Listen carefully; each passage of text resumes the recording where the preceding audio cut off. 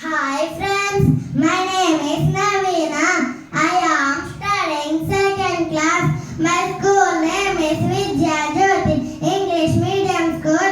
Today my project work is GK Shades and Chapters Andhra Pradesh, Amaravati, Arunachal Pradesh, Itnagar, Assam, Dispur, Bihar, Patna, Chhattisgarh, Raipur, Goa, Panaji, Gujarat, Gandhinagar, Haryana, Chandigarh, Himachal Pradesh, Simla, Jammu and Kashmir, Srinagar, Karnataka, Bangalore, Kerala, Thiruvananthapuram, Madhya Pradesh, Bhopal, Maharashtra, Mumbai, Manipur,